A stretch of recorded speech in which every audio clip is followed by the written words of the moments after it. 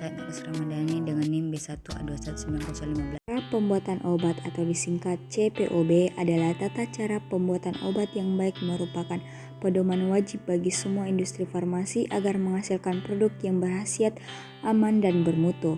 CPOB tidak hanya mengatur aspek produksi akan tetapi juga pengendalian mutu obat. Tujuan dalam CPOB adalah menjamin mutu obat dibuat secara konsisten, memenuhi persyaratan yang ditetapkan, obat yang dibuat sesuai dengan peruntukan obat tersebut. Badan Pengawasan Mutu Obat Makanan menetapkan dalam struktur organisasi industri farmasi antara bagian produksi dan quality dibedakan, dan bagian-bagian ini harus diisi oleh seorang apoteker. Bagian yang dimaksud adalah bagian produksi, bagian pengawasan mutu, dan bagian pemastian mutu. Selain itu juga bagian-bagian tersebut harus independen satu terhadap yang lain sesuai dengan gambaran struktur organisasi pada model B. Kepala produksi, kepala bagian pemastian mutu, dan kepala pengawasan mutu tidak diperbolehkan untuk mempunyai kepentingan lain yang dapat menimbulkan konflik kepentingan pribadi dan finansial. Menjawab kepala bagian produksi. 1. Memastikan bahwa obat diproduksi dan disimpan sesuai prosedur agar memenuhi persyaratan mutu yang ditetapkan.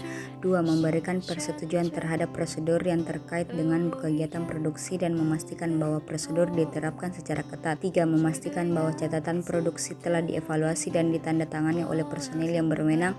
4. Memastikan pelaksanaan kualifikasi dan pemeliharaan bangunan, fasilitas, serta peralatan di bagian produksi. 5. Memastikan bahwa validasi yang tepat telah dilaksanakan. 6. Memastikan bahwa pelatihan awal dan berkesinambungan bagi personil departemennya dilaksanakan dan diterapkan sesuai kebutuhan. Menjawab kepala bagian pemastian mutu. Yang pertama, memastikan penerapan dan bila diperlukan membentuk sistem mutu. Yang kedua, ikut serta dalam atau memperkarsai pembentukan manual mutu perusahaan. Yang ketiga, memperkarsai dan mengawasi audit internal atau inspeksi diri berkala. Yang keempat, melakukan pengawasan terhadap fungsi bagian pengawasan mutu. Yang kelima, memperkarsai dan berpartisipasi dalam pelaksanaan audit eksternal, audit terhadap pemasok. Yang keenam, memperkarsai dan berpartisipasi dalam program validasi. Yang ketujuh, memastikan pemenuhan persyaratan teknik dan atau peraturan Badan Pengawasan Obat dan Makanan yang berkaitan dengan mutu. 8. Mengevaluasi mengkaji catatan batch. 9. Meluluskan atau menolak produk jadi untuk penjualan dengan mempertimbangkan semua faktor terkait. 10. Memastikan bahwa setiap batch produk jadi telah diproduksi dan diperiksa sesuai dengan peraturan yang berlaku di negara tersebut dan sesuai dengan persyaratan izin edar. 11. Tanggung jawab kepala pemastian mutu dapat dideklarasikan tapi hanya kepada personil yang berwenang. Tanggung jawab kepala pemastian mutu. Yang pertama, memberi persetujuan terhadap spesifikasi, instruksi pengambilan sampel, metode pengujian, dan prosedur pengawasan mutu lain. 2. Memastikan bahwa seluruh pengujian yang diperlukan telah dilaksanakan. 3. Memberi persetujuan dan memantau semua analisis berdasarkan kontrak. 4. Memastikan pelaksanaan kualifikasi dan pemeliharaan bangunan, fasilitas, serta peralatan di bagian produksi pengawasan mutu. 5. Memastikan bahwa validasi yang tepat telah dilaksanakan. 6. Memastikan bahwa pelatihan awal dan berkesinambungan bagi personil departemennya dilaksanakan dan diterapkan sesuai kebutuhan. Yang 7. Menyetujui atau menolak bahan awal, bahan pengemas, produk antara, produk ruahan, dan produk jadi sesuai hasil evaluasi. Penegakan pelaksanaan CPOB adalah dilakukan oleh Badan POM. Badan POM mendapatkan kewenangan dari Kemenkes. Badan POM memberikan panduan dan memastikan pelaksanaan CPOB di industri farmasi. Manfaat dari penerapan CPOB: yang pertama, perusahaan farmasi, produksi dan promosi terbagi atas aman bagi konsumen sesuai kebutuhan konsumen, compact image, peningkatan pangsa pasar. Alat-alat produksi: yang pertama, mixing tank. Alat ini dilengkapi dengan dipstick yang terkalibrasi yang berfungsi untuk mengukur volume larutan yang terdapat dalam tangki dan mixer yang berfungsi untuk mengaduk. Alat ini menggunakan sistem double jack yang dihubungkan dengan sistem supply steam dan clean water. Yang kedua, holding tank. Alat yang digunakan untuk menampung bul sebelum dilakukan pengisian untuk keperluan final mixing. Alat ini dilengkapi dengan paddle mixer. Alat ini tidak dilengkapi dengan double jack sehingga tidak memungkinkan untuk dilakukan proses pencampuran yang disertai pemanasan. Semua bagian alat yang kontak langsung dengan produk terbuat dari stainless steel. Yang ketiga, liquid filling machine. alat yang digunakan untuk mengisi cairan secara otomatis. Alat ini terbuat dari stainless steel yang tahan terhadap karat dan bersifat anti bocor sehingga proses pengisian tidak akan mengotori ruang pengisian. Yang terakhir, botol capping machine, alat yang digunakan untuk menyegel kemasan berupa botol, baik botol kaca maupun botol plastik. Mesin ini sangat berperan besar dalam suatu produk karena menyangkut segel dan juga masa perhitungan jangka kadaluarsa. Cara pembuatan obat yang baik. Sirup. Menurut Farmakope Indonesia 3, sirup adalah sediaan cair berupa larutan yang mengandung sakarosa. Komponen dari sirup yaitu pemanis, pengawet antimikroba, perasa dan pengaroma, yang terakhir pewarna. Keuntungan dan kerugian dari sirup. Keuntungannya, sirup efektif dalam pemberian obat untuk anak-anak. Sirup sesuai untuk pasien yang susah menelan tablet dan kapsul seperti pada pasien usia lanjut, anak-anak atau pasien penyakit Parkinson. Sirup juga sesuai untuk zat obat yang bersifat higroskopis. Kerugian dari sirup yaitu tidak semua jenis zat obat dapat dibuat dalam bentuk sediaan sirup, terutama zat aktif yang sukar larut air. Sediaan sirup jarang yang berisi zat tunggal, pada umumnya campuran atau kombinasi beberapa zat berkhasiat yang terkadang sebetulnya tidak dibutuhkan oleh pasien. Farmakologi dan terapi edisi 5. Parastamol atau acetaminophen diindikasi untuk pengobatan analgesik dan antipiritik. Farmakodinamik parastamol, di mana efek analgesik parastamol serupa dengan salisilat, yaitu menghilangkan atau mengurangi nyeri ringan sampai sedang.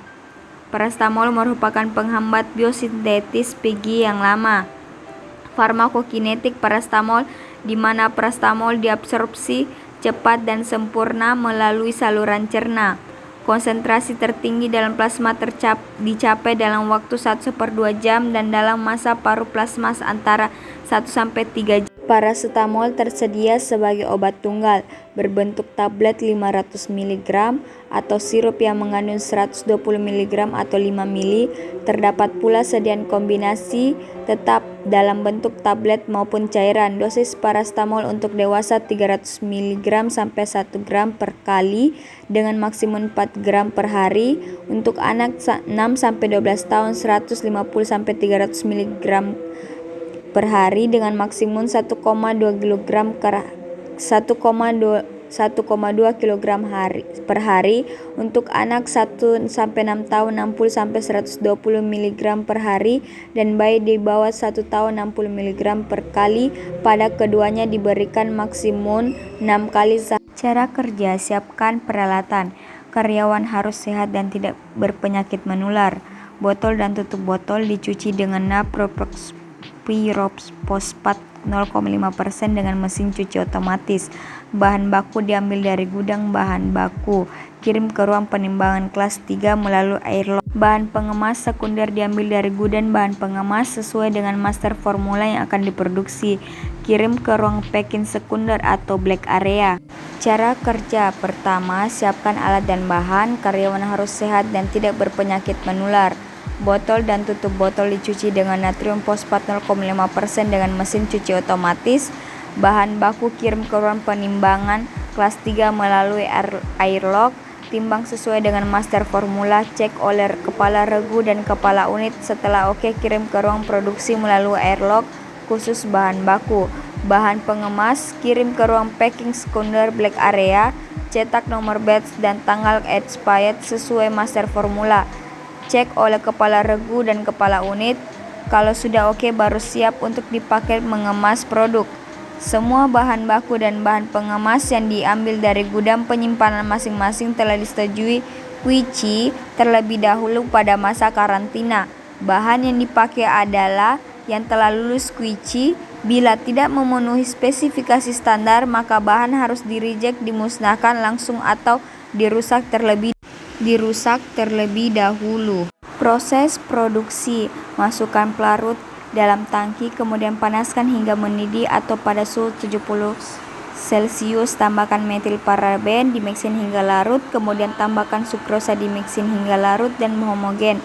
Kedua bahan tersebut dimixin pada kecepatan 100 rpm hingga homogen massa A.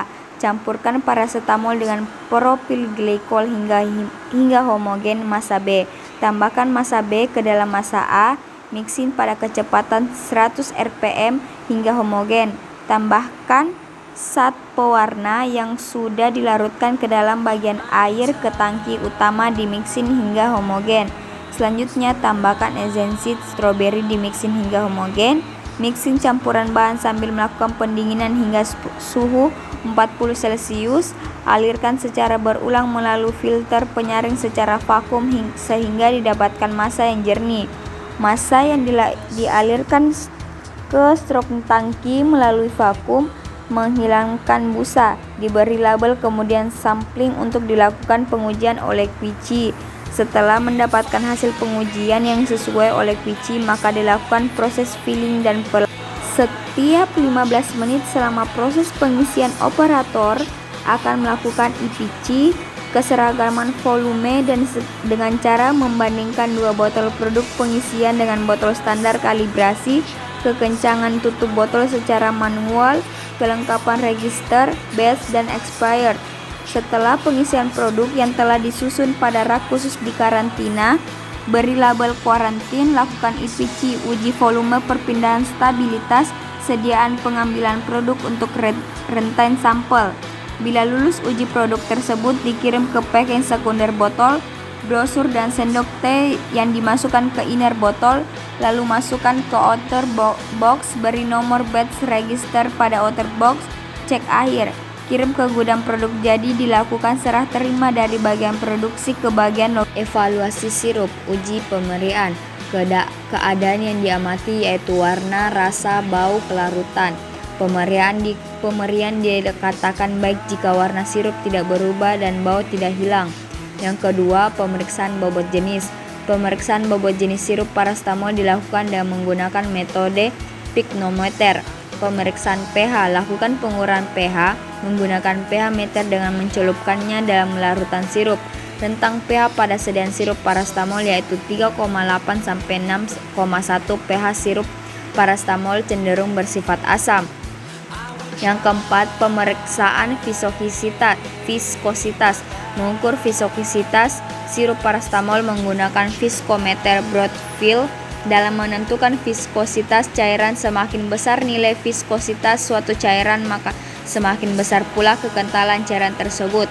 Yang kelima, penetapan kadar zat aktif dalam sediaan sirup.